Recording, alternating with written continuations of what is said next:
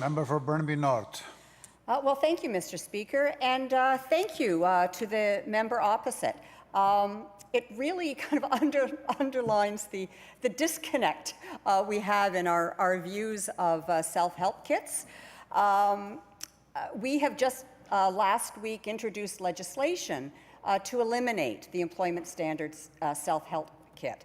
I'm pretty excited about that, and I thought we would all share in that excitement about what that means. I think what this underlines, how we've kind of missed each other in this debate, is that we are living in the age of self-help. Or in other words, you're on your own, baby. No one's going to be there to help you. And we've got to reverse that. But let me put this in context. The Employment Standards Self-Help Kit replaced proactive complaint investigation in 2002. Within the first couple of years, complaints dropped by 61%.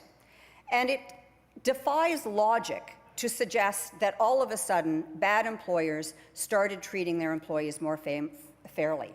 But in this very House in the past, that's what opposition members would have you believe, that the drop in the number of complaints proved that workers were happy under the conditions that they'd been living under for the last 16 years. I think a more rational explanation comes with the fact that at the same time that the government was imposing self-help kits on vulnerable employees, they were also cutting the budget of the Employment Standards Branch by 16% and cutting staff by 33% and closing almost half of the offices of the Employment Standards Branch. They dropped from 17 offices to only 9, and thereby shifting the burden of responsibility to individual workers to be their own investigators, their own lawyers, and their own advocates.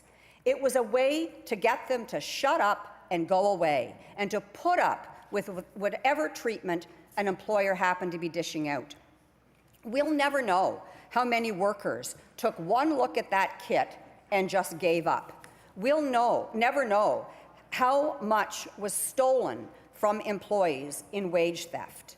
And we'll never know how many employees were worked to death or made life-threatening errors because they were just too exhausted. The self-help kit made what was already an inherent power imbalance even worse.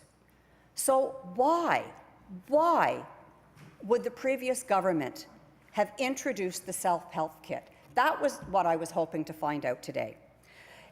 But it only would seem that it's to fulfill some dogmatic commitment to cut red tape and reduce costs. Thank you, member. On the backs of working people.